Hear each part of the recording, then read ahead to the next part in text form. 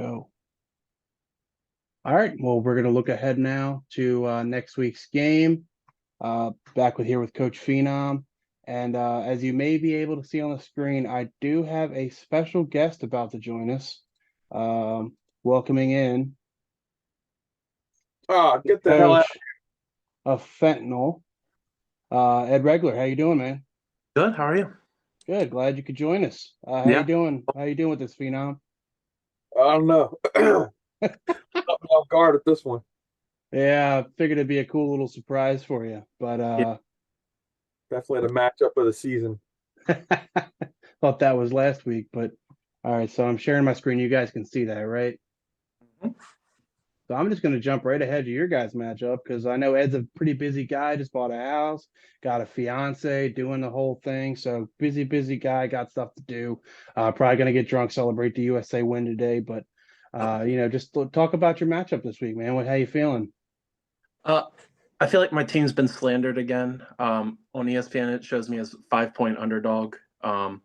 Doesn't make a lot of sense to me, but we'll go with the three running backs again with Jackson, Elliott, and Cook. But other than that, I mean, I think Lamar's going to come up fired up. He had a little talking to today with that unprofessional tweet. So, he's going to come out looking good next week. Maybe we'll have a bounce back from week 3, but who knows? I still feel pretty good. I mean, my team averages more from the starting lineup. I don't even know who half this other team are. They just a bunch of nobodies. So, yeah, I feel pretty confident. Yeah, Phenom, what do you think? I think the projections are pretty accurate here. Lamar had a tough week last week. Couldn't secure the win, and then he's up against that Denver defense, and then benching on a lot of points for Dalvin Cook there for Fentanyl, but he's up against that tough Jets defense. So we'll see how that goes. Overall, this is a solid team, though. Devonta Smith down there, he's definitely going to put up some points, probably more than he's projected. I would assume. He's due for a game like that. It's been a while. Yes, it Solid, has. solid defense there, and then kicker as well. I mean, that kicker surprised us a couple weeks ago, and I think helped push them on to a win. So as far as Team Phenom goes, definitely down some receivers. Um, it's going to be questionable on like who we plug into this whole wide receiver 2 spot, and then flex as well. Definitely some waiver moves, sitting there waiting for tonight. But overall, I think tough game. But regardless, Ed's in there. I know he wants to defeat me, but I need this win, so I'm going to do everything in my power to try to make it happen. I'd be lying if I said I wasn't a little nervous about it. Um, but we'll see what happens. I'm glad to see I'm not sub 100 again. So I think it's possible, but I don't see myself scoring a lot higher than the projected 111 points. So Yeah, I did some research on this game. Knowing Ed was going to come on today, I wanted to be a little bit more prepared, and I kind of dug deep into the numbers here and kind of figured out like again, Prosal, you're going to need a big day from your running backs, or you're basically gonna be praying that Lamar and Andrews and the rest of the gang on Fentanyl is just gonna have to lay down for you. Because I mean, if you don't get 40 out of those guys, you're not going to break 100 again. And it's just been the way your team's going is just underperforming week in week out for the most part on points. And I will say with the matchups that Ed has this week, Lamar's facing a tough defense. Jets defense is good against Dalvin. I mean, there's a lot tough sledding there for a lot of these players. So in that way, I would, if I'm just looking off of the matchups, I would lean Team Phenom here in this week. But just based off how your team's been performing the last month and really the negative energy coming from the locker room and coming right from the coach's mouth, I have to go Fentanyl here. oh I man. I think I just think there's too much negative coming out of that locker room, man. And I just think guys are not motivated on the field to play. But that's just my take. Could be wrong, but I've been wrong before. But again, thanks for joining us here, Ed. Anything you got to say before you hop out of here?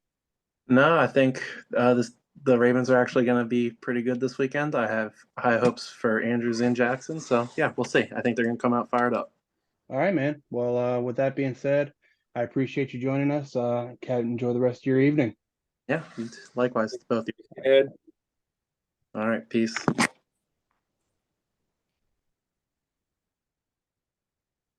How'd you like our little guest speaker there? Oh man, I did not expect that one. That's for sure. But Yeah, a yeah, fun little surprise for you. definitely.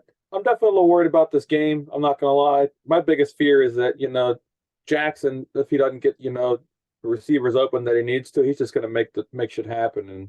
And we've seen that to be super effective. And Yeah, you know, and I think that might be a case this week 30. with Denver has the best corner in the league, Patrick Surtain this week, on their team. So pretty much going to shut down any outside passing game. And the Ravens have found success in that outside passing game with Deshaun Jackson and deep shots. And, Demarcus Robinson had a huge day a couple weeks ago against Carolina. So that's been clicking for him a little bit, but I expect Andrews to get a little bit more involved this week.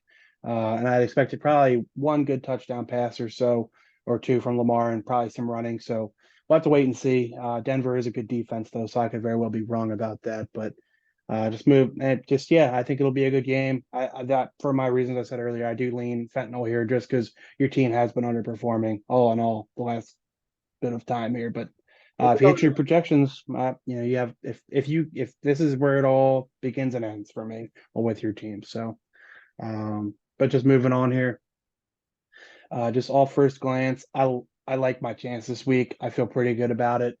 Um, I do have a good matchup with Dameon Pierce against Cleveland. They cannot stop the run for anything, and Ramondre has been a beast. I am worried about Pierce though, because they just get so far behind early in games that he's almost obsolete.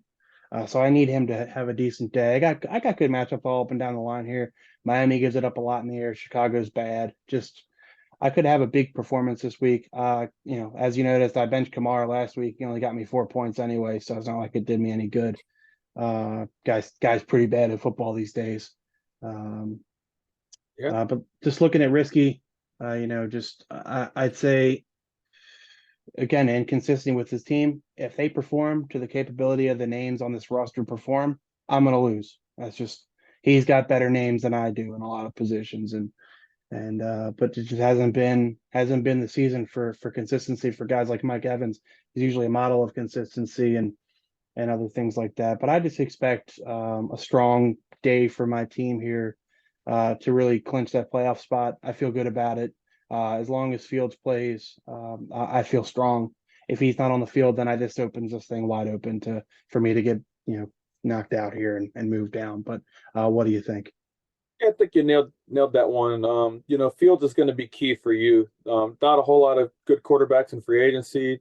Not a whole lot of talent. As far as projected points, and what I would expect to see a quarterback put up on the bench this week for you there. So I think you definitely want Fields to come in. Outside of that, he does have a solid lineup. They just aren't all performing week to week. But I think one of the big key things in this whole matchup will be does Rodgers stay on the field the whole week? If he does, Christian Watson, I think we can see more than 11 points out of him. If he doesn't, then, you got Aaron Jones sitting over there on Dipper that might very well be the majority of the, moving the ball on that team, and he might put up massive points. So, Yeah, and I could also see some moves here from Risky, putting Garrett Wilson in the lineup or, maybe Najee. Well, he was hurt last week, but he would look good when he had the ball last night. But, I got a couple options here. But all in all, I just think I have better matchups of my individual players than he does. And I think my teams do for a strong performance, to solidify myself at least a playoff berth. But we'll have to wait and see the there. team only put up 80 points last week too, so there's that as well, and that's about the average for that team, throughout the season. So, that 101 projection might be a little high even. So, Moving on here. Let's see who we got here. Nate and Dick have a battle for first pick. It would appear that way, huh? I mean, at this point, I just start swapping out, with my players on the bench for both of them and see who can be the biggest loser. So, Yeah, I mean, just looking, I know Ryan's got a little work to do. He's got 4 men in the flex, and that's going to get moved out. Ryan's a commendable player. He'll set his lineup. He'll give it a fair shot. He's not out of the playoffs like we talked about, so I could see it. Him putting a strong lineup together. I again looking at matchups here, I just think Team Nate has the advantage here with a lot of key players. Stephon Diggs, tough matchup with New England, but he gets the ball. AJ Brown's due for another big week. It's been a little bit, and Dak, he's been pretty good since coming back from the injury. So I really don't understand how Team Nate is 3-9 because this roster is better than 3-9. I have to take a look at the points for and all that in a little bit, but I just think he's looking in the advantage here. Just talking about Ryan, the only way I really see him coming together and getting into the playoff contention is if Josh Allen, Devontae Adams have those big days they've had this year, and maybe sneak a Cole Kmet touchdown in there, and get something out of the running backs, because that's really the thing with him all year is the running backs have just gotten him nothing. Relying on Allen and Devontae to get those wins he has this year. So I lean Team Nate here. Unfortunately for Dicker Downs, I think it's the end of the season, but I could be wrong again, like I always say. But I just think Team Nate here has the advantage, just off paper. But Yeah, this is a tough one, and then even for Josh Allen, he's up against that New England defense. So we'll see how that goes. This might even be on the polar opposite spectrum. Deshaun Watson up against Houston. This might be. yeah, it might be the play there. Honestly, I wouldn't be shocked if he pulls the trigger. What's he got to lose? But I definitely think Deshaun Watson's going to be ready, eager to go, and touch out something other than a masseuse. But we'll have to wait and see how that turns out. But going against his former team, going to be interesting if he does get on the field there. If not, then I don't really know what his strategy is, hogging him like that, because there's a lot of teams, you and I included, that could very well use the services of the massage master. This is But definitely a move that force Team Phenom into a tough position for sure. So yeah, and I respect the move and I respect the hustle, but those things are kind of done by teams that can afford to do those things. Like I know Rock Boys snagged Daniel Jones from you a couple weeks ago, and that was a really good move on his part. And I respect Ryan for holding out for Deshaun, but when your roster's hurting and you're second to last place in the league, you might need that roster spot for somebody a little bit more. and he could use some running back help. And now that he's we use that waiver wire on that quarterback, that's going to bite him. He's going to go back into the bottom of that waiver wire order, and he's not going to get Pickett, a running back. And as we've seen, Swift is just not the player that he was when he drafted him. So Yeah, his first round pick. He has had 3 touchdowns in the last 3 weeks, so he's trending in a good direction. But like we've talked about with Jamal Williams, he just gets the ball. He's the bell cow, and Swift is kind of just a piece now in that offense, and it's been working for him. They won 3 out of the last 4 games. It gave the Bills a run for their money, so can't really knock with the strategy there. But all right, moving on to Wuhan and Team Bucher. I'll just go ahead and kind of hammer what I've been hammering this whole call. This is the nail in the coffin for Wuhan. I don't see him winning this game. Just constantly underperforming. This would be, if he hits his projection, 5 weeks under 100 points in a row. And McCaffrey, I think, can have a big day against that Miami defense. They're a little bit vulnerable, especially through the air. So I think with Debo and Ayuk running around, should open things up for McCaffrey. But that being said, I think Team Bucher is just too strong of a team here. Just a model of consistency with Geno Smith, kind of like I said earlier. And Jonathan Taylor, I expect him to get the ball more. Indy, they're screwing around. I don't know if you saw the game last night, but they're just Jeff Saturday's rookie non-coaching life, really impacted the outcome of that game. And I think he's got to get back to basics, get back to running the ball, stop thinking so much. And I think JT has a good day. I think Kenneth Walker has a good day. I just see Team Bucher kind of steamrolling here. What do you think?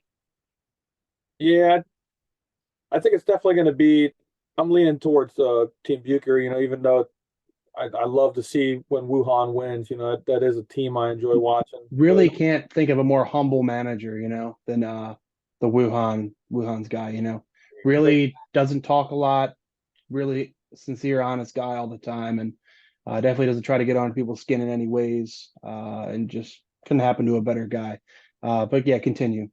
Yeah, and when he wins, he's not bragging about it. When he loses, you don't hear from him. Overall, just great manager. But Yeah, I think it's over for him. I hate to see it happen, but I think the big one is you know, San Fran's got a lot of other players besides McCaffrey, even though he's doing good week to week.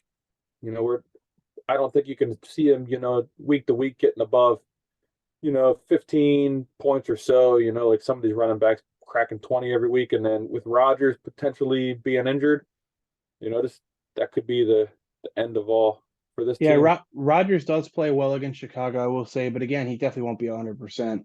And yeah, to your point about McCaffrey, I mean, I didn't personally think it was going to be a huge issue in San Francisco. I mean, Kyle Shanahan's a great, head coach and good play caller. I figured he'd have a way to get all these guys the ball, but you just see week in, week out, just super inconsistency production out of all those guys.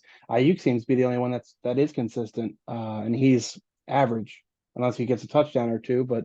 McCaffrey and Debo kind of interchange with what they're doing every week. But yeah, I just think, again, not a bad team from Wuhan here. Just a couple guys not really just living up to the hype and just not putting up enough points. And that really is a nail in the coffin. Talk about you know, the two groups you talked about earlier, the over 130s and the rest of us. I wouldn't be And surprised if the tight end Team Bucher's team, doesn't put up many points at all against with Kirk throwing to him and then also being against that Jets D, yeah. defense. That guy right there might be making this a lot closer of a match. So Yeah, I definitely could see a couple players. CD Lamb's been super inconsistent. Cortland Sutton, you never know what you're getting there. So I definitely could see, Team Bucher not putting up the 110 and making this a little bit closer of a game. But it just does Wuhan have enough in the tank to get enough points on the board to put himself in contention, I guess is the big question here. I I- guess that remains to be seen. But I'd love to see it happen. It'd make it a lot. This is the match this week that could make it a lot closer of a. oh, for sure. If Wuhan pulls this out, our league is so much more fun going the last week of the season. I hope, it'd be fun. It'd be fun if if he makes it a little bit tighter and gets himself in playoff contention. Just more parity, more fun, more trash talk, all the stuff. So I'd like to see it happen. I don't think it will, but we'll have to wait and see. We already talked about that one. So just gonna move on from that. Um Let's see here. And then we got, oh, look at this one. Heavyweight battle. Possible finals matchup here against the first and second place teams. Again, I'd, but yeah, go ahead. I'd love to see Connor knock out a win on Rock Boys here. I think Rock Boys definitely is the team that would give him a run for his money. But if that's the case, that also kind of tosses Rock Boys down there into the mix of every team that would be 8-5 potentially going into next week. Um, at this point, Connor's got the number one seat, but Yep, locked up. Well, I should say if he wins this, it's locked up because if Josh does pull this one out this week based off last week, a prior matchup, that'd be 2-0. So they go into that last week. If Connor loses and Rockboy wins, but he's sitting at 10-4, Rockboys is the one seed. So it's still possible. Two very good teams here. But my analysis is always short when it comes to Connor among thieves. I just don't see how you beat this guy. If 1 week it's Justin Jefferson, doing what he does. He has a bad week. Okay, Dalton Schultz scores 2 touchdowns for you the next week, and then Jamal Williams scores 3 touchdowns. So it's just Josh Jacobs put up 54 last week. So everybody on this team can have a monster day, and it really just makes it hard to beat when, like we said, ETN had 0.3 points last week and he put up 170 points. Not saying that Josh doesn't have a chance. He's got a very good roster, very strong team, but I just don't see how Connor among thieves lose unless he has a bad performance. That's really all you can hope for is just catching him while he's down, only putting up in the low hundreds, and you swooping in and having a strong week and taking it down. But I'm curious to see who Rock Boys picks up for defense. Because since he doesn't have anyone on the bench. yeah, let's take a look at who's out there on the waiver wire real quick. Looks like you got the Browns, Seahawks, and Falcons, but Browns, in my opinion, really being the only like super strong option here. Yeah. Seahawks as well, but yes, if someone else snatches that before him, we got an interesting game here. Yeah, I do like just looking at it, I do like the Browns. in the waiver world here. Just with that matchup against Houston, I see a lot of turnovers, but just there's options. It's definitely not definitely not hurting. And even if you don't get the top team, still a lot of strong options, still a lot of good guys out there. But we'll have to wait and see who he gets. But no, I just think this is going to be a fun game to watch. I hope Rock Boys pulls it off, kind of like I was hoping for Wuhan. Just makes everything a little tighter, a little bit more fun. Same here. I'm definitely pulling for Rock Boys. So Yeah, but just again, I just don't see how this team loses unless you run into a couple injuries and you run into some underperformers. It's really the only way I see it. But look at this. I mean, week 2. Let's look at this old matchup real quick to shut me up about Connor among Thieves. He only put up 65 points. Bit of a different lineup here, obviously, but D Hop was still suspended and Jamal Williams is still a backup. So a couple guys ascended to be in this lineup, but yeah, it's interesting. That's crazy to see the shift, Yeah, no kidding. But just to close us out here, the guy who had a little bit of shit talk to say to you, so I'll let you go first here. Team Coleman versus the Milkman. Yeah, what?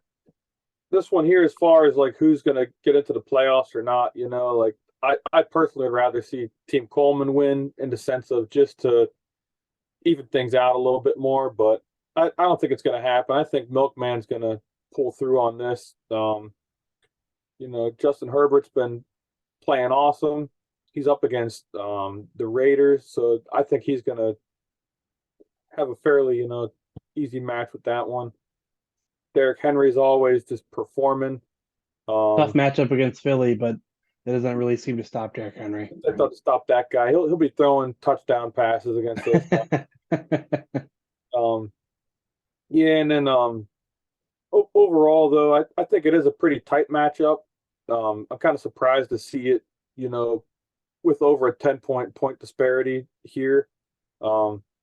But he's got Chase back now for Team Coleman, so that's huge right there. Yeah, that puts him a tier above when he was playing without him too. So yeah, absolutely. That alone, and then having Hurts as a quarterback, like even up against that Tennessee defense, that guy's going to be on fire. So yeah, Tennessee does give it up in the air a little bit, so you got to look out there. They are pretty strong on the ground, but but just to kind of piggyback off what you're saying about how this sets up the playoffs. This is the game. This is the one that really changes the landscape because Milkman drops out of there, falls to 6 and 7, opens the door, and if Coleman obviously loses, falls to 5 and 8, then his spot's pretty much wide open for you could probably list 3 teams that could fall up into that spot. But like you said, Jamar coming back again took a lot of the words right out of my mouth with this matchup. Jamar coming back really is a huge add to Team Coleman. When that guy's right, he's a top 5 receiver in this league and a constant threat to put up 50 points in fantasy, honestly. I mean, right before he got hurt, I think he had back-to-back 25-plus point games. So guys poised to make a comeback, make an impact. And just looking at the Milkman, that team's just been moving right now, man. Just looking at some of the guys, Amon-Ra's been a great player. Herbert's got a good matchup, like you said. Henry's Henry.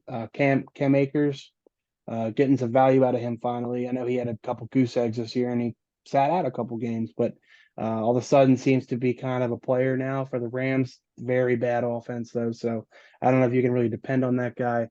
AJ Dillon on the bench, I think that's a good swap in guy for P. Ryan because as you can see, his projection's way down this week just with Mixon likely to play. He's only projecting about 5 points, which I don't know how you're going to do that because Mixon is on the field constantly when he's playing. Just all in all, I like both of these teams. I think either team can win, but at the end, I do lean to Milkman here. I just think you have a lot of guys who are going to outperform their projections. Like I'm looking at Amon-Ra. He's had back to back. Well, actually, really back to back to back really strong performances. If he finds the end zone, I mean, look at those targets. If he finds the end zone, I mean that's a difference maker right there for sure. And Tyreek, I think his production's really high, but just 2 really good teams, man. And look at the matchup last time. Milkman put up 172, so this is a team that can explode. Oh yeah. I'd be curious to see who he picks up as a tight end this week. Yeah, what's going on with McBride here? I see he doesn't have a projection. Bye week, yeah. Oh, he is on bye this week. That's correct. My mistake. Yeah. So, again, looking at some of the guys out there.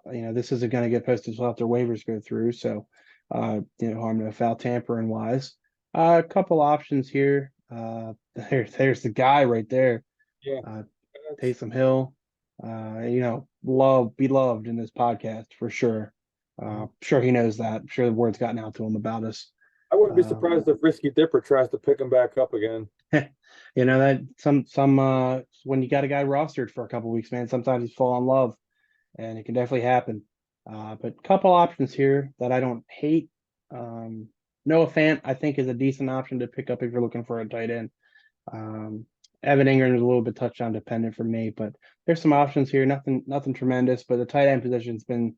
If you don't have Kelsey, you don't have anybody really. Is kind of how that tight end position's played this year. But again, just kind of going back to the standings, kind of looking at points for. Who did I say I wanted to talk about? I cannot remember. About Surprised it's points. not the Team Phenom. Seems like everyone wants to talk about that team. I'll let you. I know. I think the performance of the last month talks for itself with your team. Um, but that being said, I just it's kind of funny. I was looking at this earlier.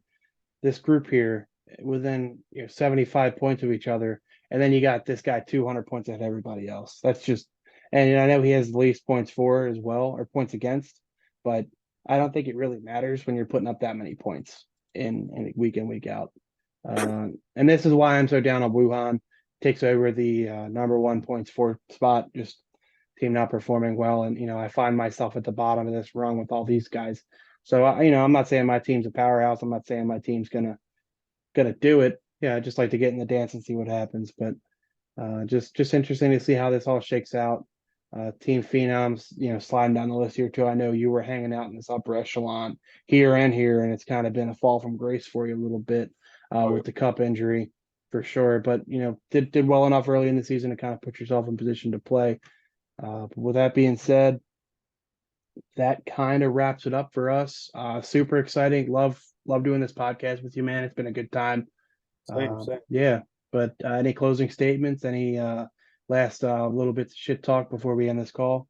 Oh no, not too much. It was definitely caught me by surprise with that special guest, but I think it was a nice little twist. But you know, just like they call the Undertaker the grave digger, I'll be digging that grave for him here starting tonight, and then we'll see what happens throughout the weekend. There you go, man. Well, I'm looking forward to it. I'm looking forward to the banter all this week in the group, and to really see how you guys get after it and how you guys compete. But she'll be a good one, man. But that being said, I'm in the call, and everybody have a good week.